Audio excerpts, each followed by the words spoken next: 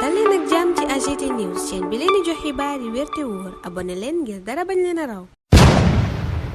AGT News. daleen ak jàmm ci chaîne bi ngeen taamul seen bopp muy AGT News ñu daal leen jàngal ab bataaxal boo xam ne mu ngi tukkee ci ñi bokk ci kuréel gi ñu duppee chemin de la libération ñu daal di koy jagleel njiital union des magistrats du Sénégal tënku ci UMS. ca kuréel ga ñu daal di ciy firndeel ne kuréel yi nga xam ne ñoo yëngu ci wàllum politique ak mouvement yi fare ci société civile bi bokk ci plateforme bi ñu duppee chemin de la libération ñoom ñi nga xam ne dañoo dogu ngir ñu libérer détenus politiques yi beneen fànn bi ñooy bind bile bataaxal ngir ŋàññ instrumentalisation bi nga xam ne dañ ko gis ci wàllum justice fi ci réewum Sénégal te kenn defu ko ku may Macky Sall ak ñi mu àndal jël justice bi def ko yat di ko dóor ci kaw askan wi nga xam ne moom la jiite ñu defub deltu ginnaaw ci ndey charte réew bu Sénégal di constitution bi xam ne république bu Sénégal dafa def séparation ak équilibre des pouvoirs ci loolee article 88 bu boobule texte dafa def principe de l'indépendance du pouvoir judiciaire mu wute lool ak pouvoir législatif rawatina pouvoir exécutif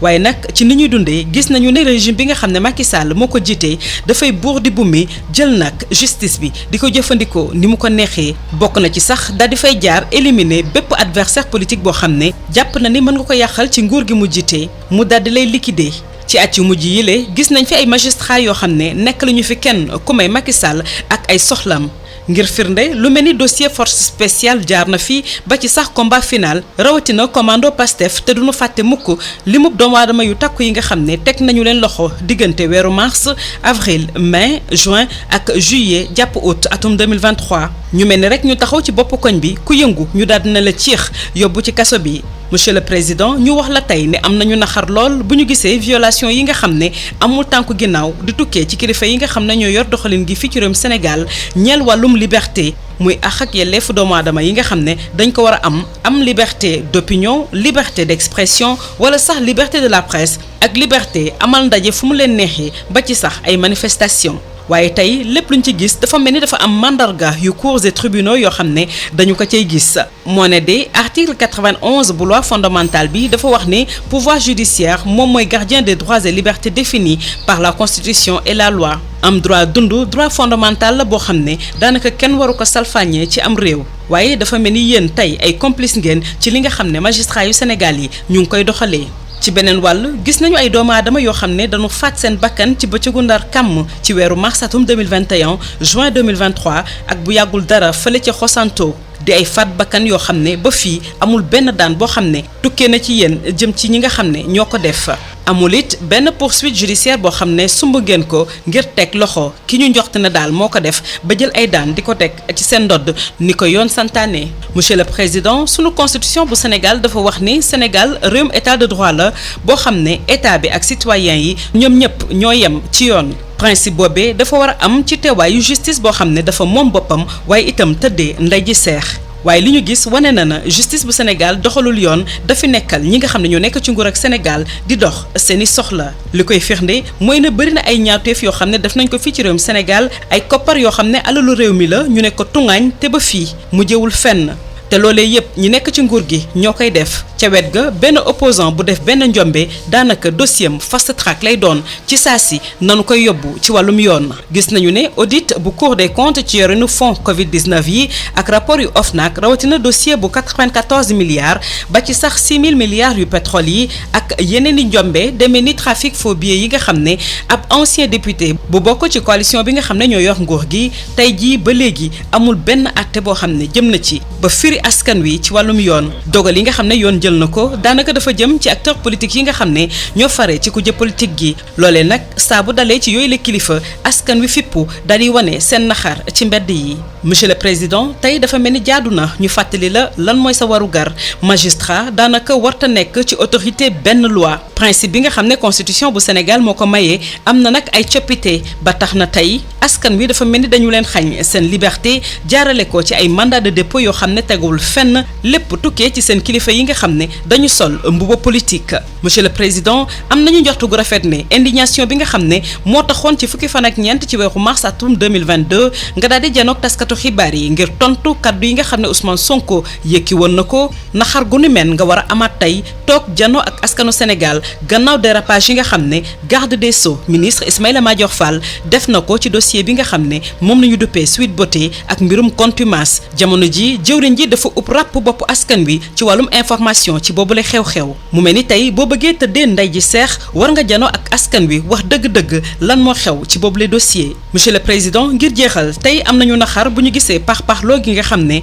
am na ci wàllum traitement jëmale ko ci magistrat yi nga xam ne ñoo nekk ci réewum Sénégal cours et tribunaux yi boo fa demee juge yi nga xam ne seenub liggéey amul benn sikki sàkk ñoom nañu dugal ci tiroir yi jël ñi nga xam ne waaw dong nañu fi nekkee ndax nekkal fi loxo buur ñoom dong nañuy fal ñuy jiite juridiction yi ak parquet yi. ñu fàttali leen ne ba ngeen di door seenub liggéey da ngeen waat ne dëgg dong ngeen di wax du ngeen ko wàcc mukk te di ngeen ko wax ci xel mu teey ngir askan wi nga xam ne yéen nañu yaakaar ñu ngi sàkku ci yow monsieur le président nga amal doxal bu ni men di la màggal jox la it sa wàccuwaay muy bataaxal bi nga xam ne plateforme chemin de la libération moo ko jagleel Union des magistrats du Sénégal. AGT News. Merci pour la confiance renouvelée à votre chaîne préférée AGT News. Lettre ouverte de protestation contre l'instrumentalisation de la justice au service de la politique de répression du mouvement populaire du président Macky Sall. Nous, organisations politiques et mouvements de la société civile,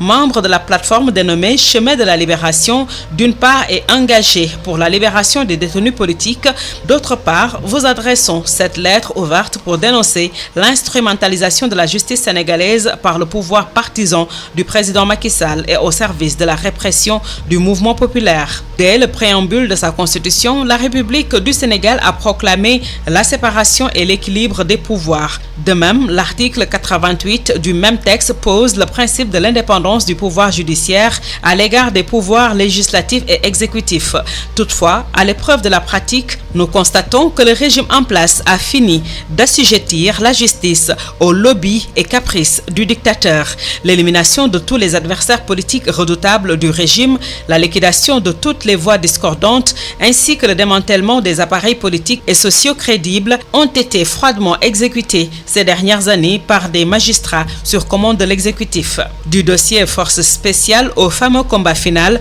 en passant par commando Pastef, sans oublier les vagues d'arrestations systématiques de mars, avril, mai, juin, juillet et août 2023. Le temple de Thémis a soumis toutes les forces protestataires à la guillotine judiciaire. Monsieur le Président, nous sommes tristes de constater que la violation permanente par les autorités étatiques des libertés fondamentales et des droits inaliénables des citoyens tels que la liberté d'opinion, la liberté d'expression, la liberté de la presse, la liberté de réunion et la liberté de manifestation s'effectue avec les couleurs des cours et tribunaux. Pourtant, l'article 91 de la loi fondamentale indique que le pouvoir judiciaire est gardien des droits et libertés définis par la Constitution et la loi. Le droit à la vie, un droit fondamental et sacré, a été allègrement piétiné dans notre pays sous le silence complice et coupable des magistrats sénégalais. En effet, les massacres crapuleux d'innocents citoyens en mars 2021, juin 2023 et récemment à Khossanto ont été perpétrés dans une totale impunité et jusque-là, aucune poursuite judiciaire n'a été enclenchée afin de situer les responsabilités, d'identifier les auteurs et de les sanctionner conformément à la loi. Monsieur le Président, au terme de notre Constitution, le Sénégal est un pays de droit dans lequel l'État et les citoyens ont soumis aux mêmes normes juridiques. Ce principe qui édicte l'équité est placé sous le contrôle d'une justice indépendante et impartiale. Mais confronté à la rigueur des faits, nous avons le regret de constater que la justice sénégalaise a pris parti pour le camp du pouvoir en place. À titre d'illustration, une immunité totale est accordée aux malfrats et auteurs de carnage financier contre les deniers publics au moment où l'expression d'une simple opinion par un opposant l'expose à un mandat de dépôt en mode fast-track. Pendant ce temps, l'audit de la Cour des comptes sur la gestion des fonds Covid-19, les multiples rapports de l'OFNAC, le dossier des 94 milliards Les 6 000 milliards du pétrole ainsi que le trafic de faux billets incriminant un ancien député de la coalition au pouvoir n'ont toujours pas connu un dénouement judiciaire. Au contraire, les rares décisions judiciaires intervenues à l'encontre d'acteurs politiques sont en faveur des opposants et ont fini d'installer le Sénégal dans un chaos indescriptible. À chaque fois que le pays est dans une instabilité politique, c'est soit une ordonnance, soit un jugement, soit un arrêt qui est à l'origine. Monsieur le Président, il nous paraît utile de vous rappeler aujourd'hui que dans l'exercice de leurs fonctions, les magistrats ne sont soumis qu'à l'autorité de la loi. Cependant, ce principe à valeur constitutionnelle semble remis en cause par le comportement répréhensible des magistrats du parquet et des juges d'instruction sénégalais qui privent mécaniquement les citoyens de leur liberté par le biais de mandats de dépôt injustes et illimités sur instruction de la hiérarchie à coloration politique. Monsieur le Président, nous pensons que la même indignation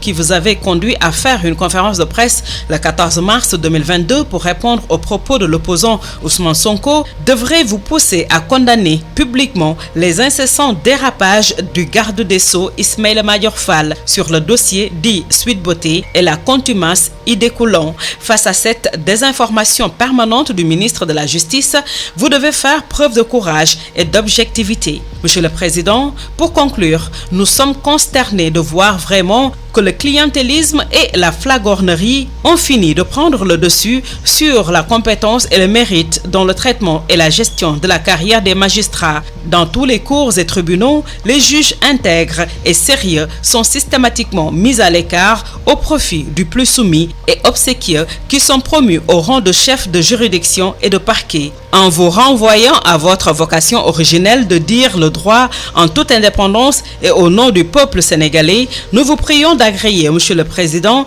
l'expression de nos salutations respectueuses. Le document est signé par la plateforme Chemin de la Libération. AGT News.